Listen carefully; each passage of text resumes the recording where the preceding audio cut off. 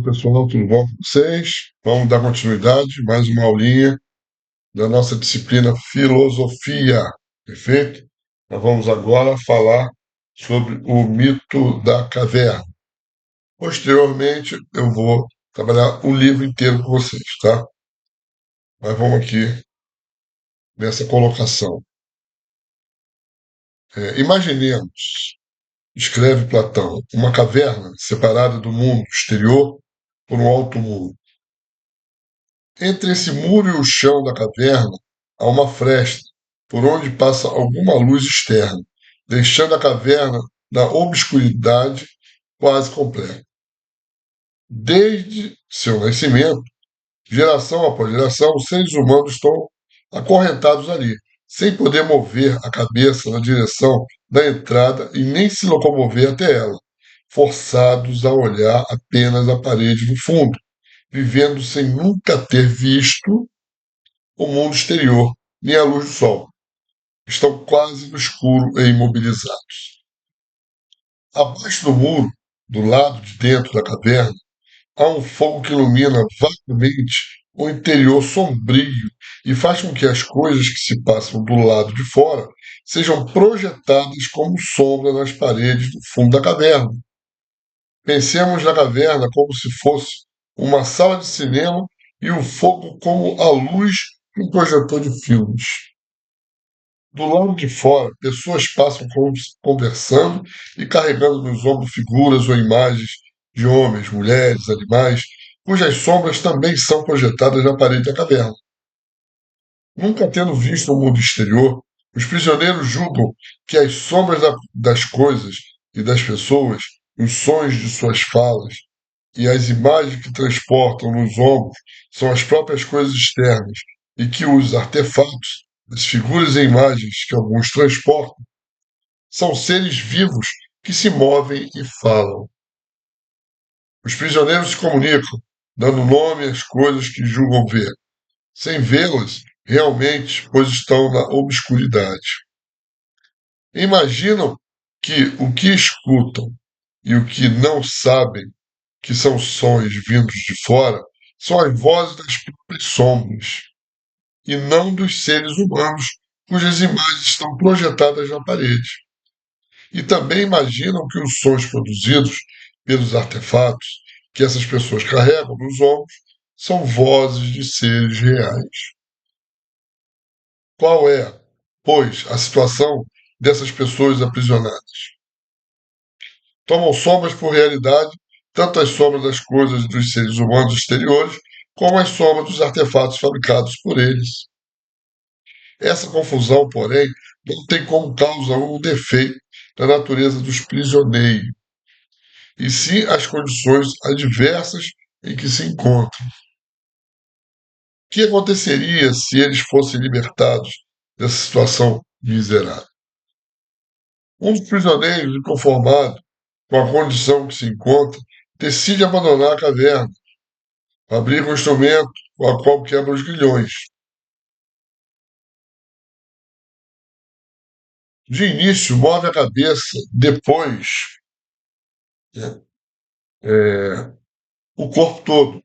A seguir, avança na direção da saída da caverna e escala o muro, enfrentando as durezas de um caminho íngreme e difícil, sai da caverna.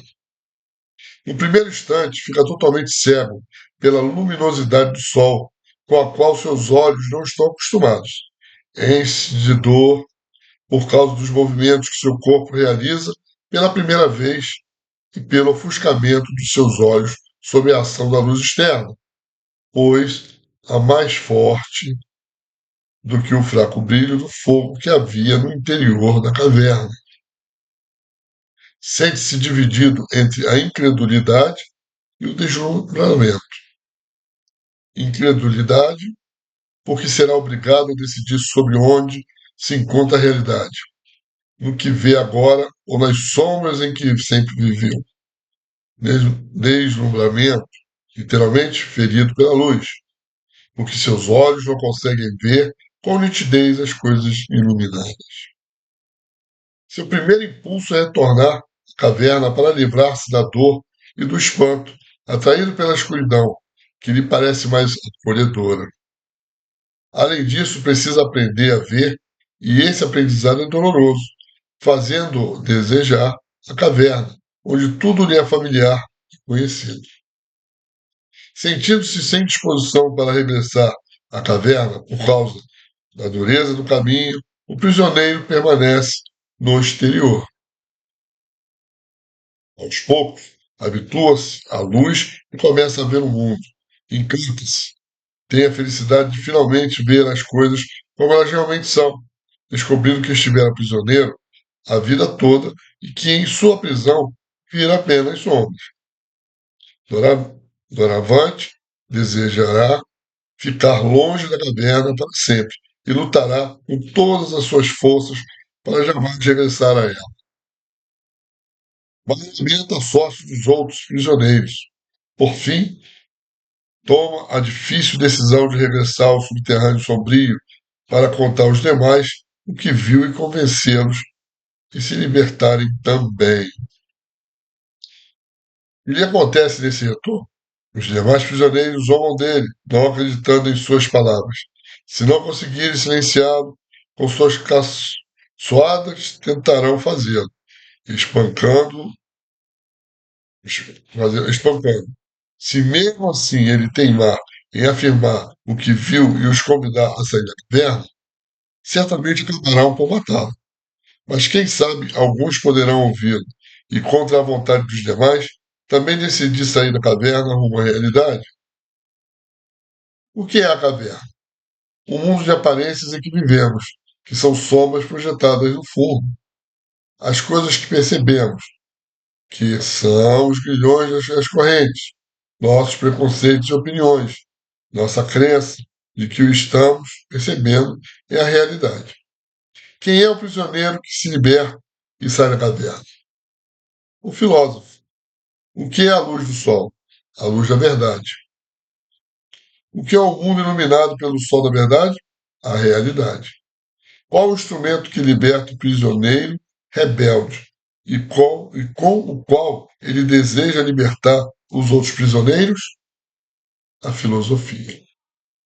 Bom, gente, esse texto é maravilhoso e, e traz realmente a reflexão do que se passavam, se passaram e do que se passa hoje, né?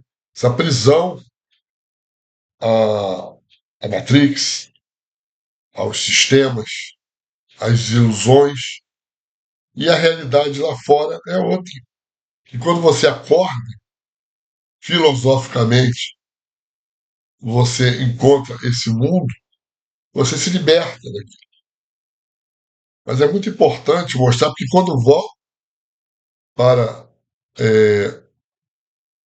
ajudar as pessoas a saírem, existem rejeições de uma maioria, que também estão presas àquele sistema, que não é fácil abandonar, sair da caverna, mesmo encontrando e ficando lá fora.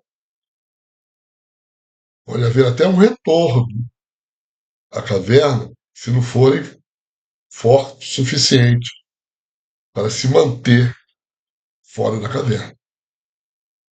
Muito importante essa reflexão, essa ideia do texto e trazer para a nossa realidade de hoje.